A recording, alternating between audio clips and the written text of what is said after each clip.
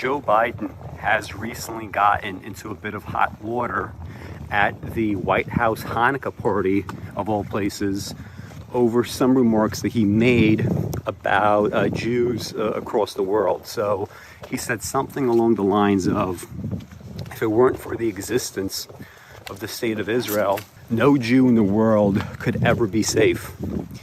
And there's any number of shocking details about such a statement, but the most obvious one, I think, is that this is a clearly anti-Semitic remark.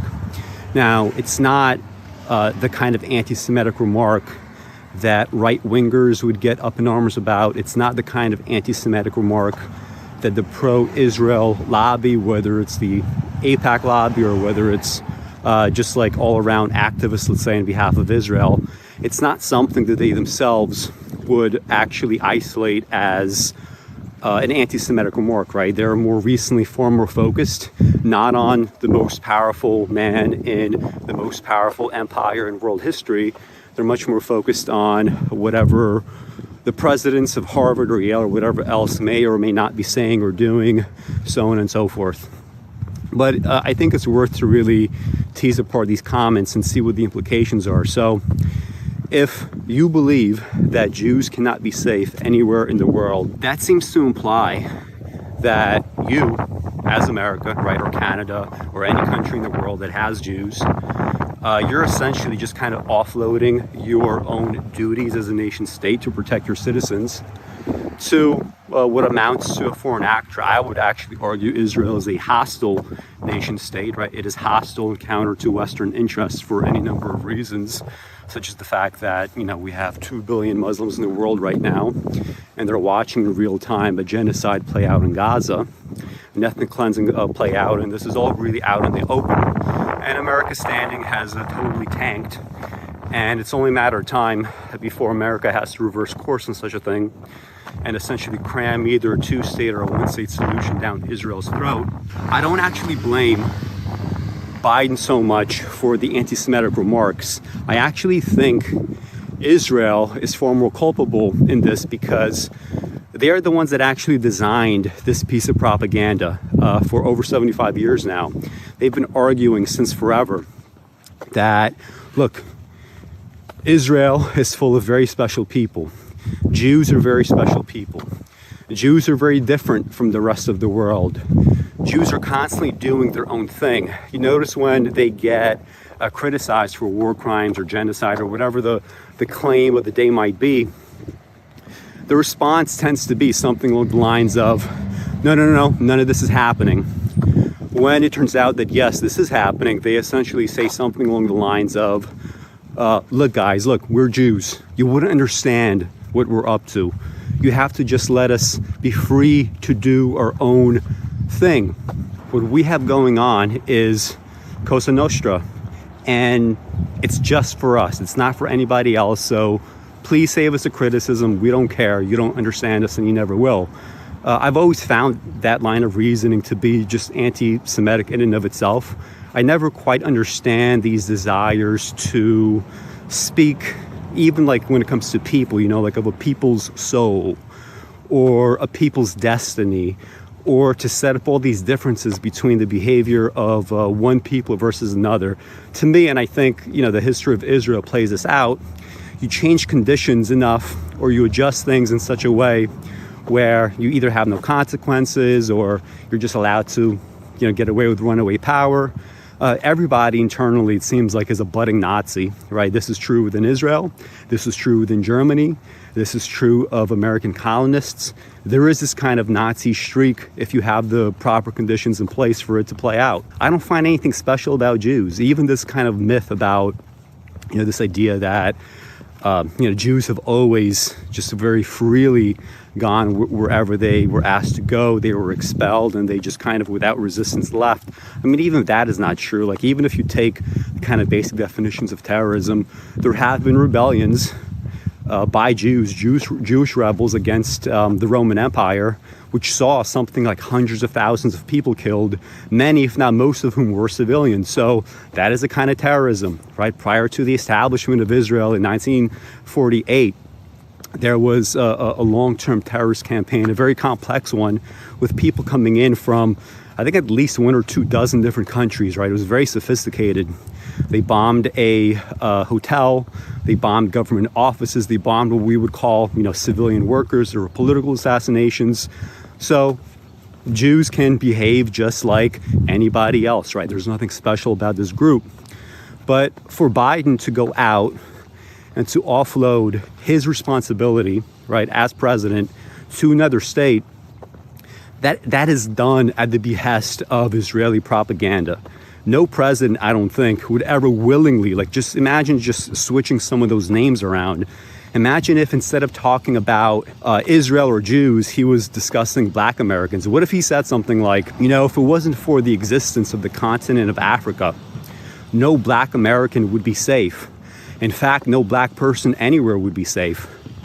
Now, I know some conservatives don't like to view Black Americans as Americans, right? They view them as something very different, right? They view them as this kind of very weird outgrowth that needs to be disciplined and controlled. And no, it's not really the American problem that things have gotten the way that they have gotten, right? It's not American history. It's not these very obvious trajectories. There's something very special about this group. But Black Americans are Americans. If Biden were to say something like that about Black Americans would have every right to say, you know what? He just admitted what we knew all along. America is not really interested in us. It's not really interested in improving our lives in the way that they might improve other people's lives.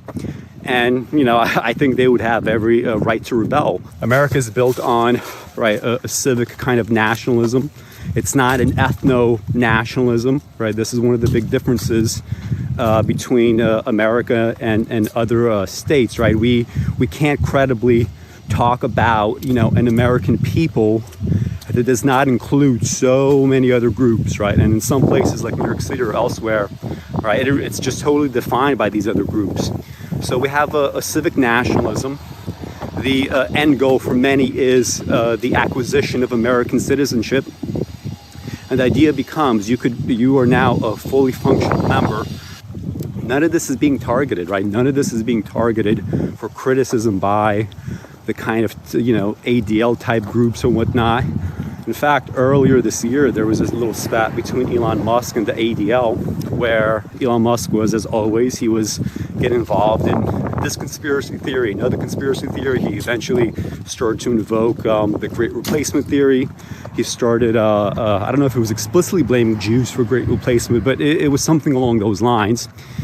He got called out by the ADL. There were threats of a boycott. So the ADL and Elon Musk came together, and they seem to have hashed out a very odd kind of, alliance, right? Where the understanding goes, Elon Musk can get exactly what he's interested in most, which is to peddle conspiracy theories, and he gets to do that freely without the threat of a boycott.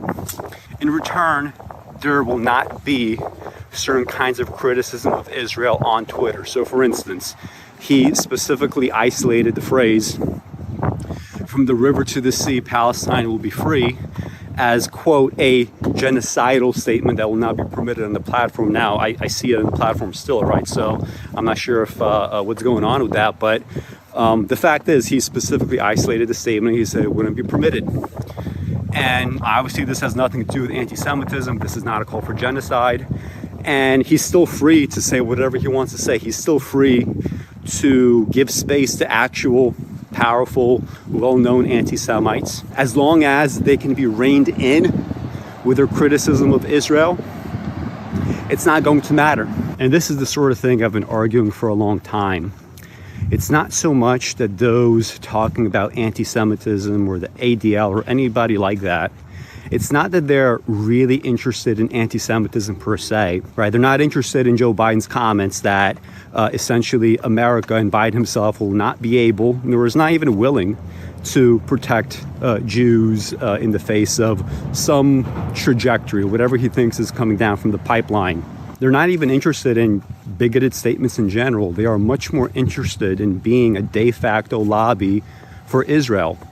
And there is this kind of unholy alliance that Israel enters in again and again and again and again during its short lifetime. And it still has been making these calculations now. It was making these calculations prior to the October 7th Hamas attack into Israel. And it goes along the lines of, we are always willing to sacrifice Jews for some sort of outcome. And prior to October 7th, that calculation was, and Netanyahu was explicit about this, he said we are going to help prop up Hamas for the sake of eliminating the prospects, the possibility of a Palestinian state. And in exchange, we will get to expand our settlements. Eventually, we could capture all of Palestine's territory. Prior to the attack, he actually showed up to the UN with a map of Israel that showed all of Gaza and all of the West Bank under Israeli control. So it's not just me saying that. He has more or less signaled that this was the idea. He's been talking about annexing the West Bank for many years now. The sacrifice is, there's always going to be, if this is the status quo, annexation, taking land over, ethnic cleansing, there's always going to be the possibility of some sort of terrorist attack, because this is just what's predictable and what's expected. There was a dingbat professor of Yiddish, I forget where she is exactly, but this dingbat was essentially saying that your job, American Jews, is to make us look good. We have to go out and fight in this war, right? And she's not talking about the Gaza war, but like war in general. We have to be the ones that join the military, and you don't have to, but you have to engage for 2 or 3 years in a war of words, right? You have to make us look good in that way. And as I've said before, this is just another way of sacrificing innocent Jewish lives. It's kind of like the butterfly effect. Every single time that Israel publishes some footage, some videos of war crimes, such as the men that they recently arrested, it seems like 85 to 90% of them were in fact civilians. The others were, they said Hamas affiliated, but that could mean absolutely anything. That could mean you were a driver for the, Palestinian, Red Crescent or whatever, and you got that job from a Hamas official. I mean, who knows, right? It could be absolutely anything. Every single time that Israel publishes this kind of footage, some Jew somewhere is going to get hurt, right, due to stochastic violence.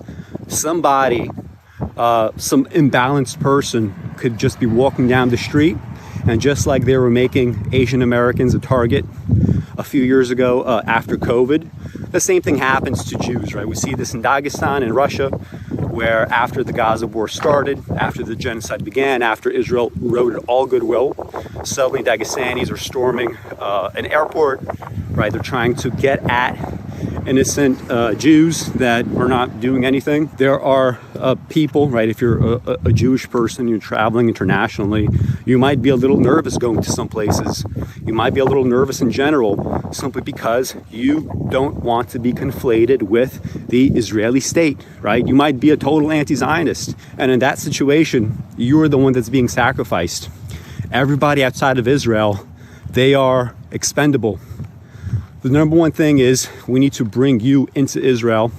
Unless you do that, you can't actually be a full member, a fully fledged member of the Jewish community in Israel as we understand it, as we see it. And that, of course, is an anti-Semitic worldview.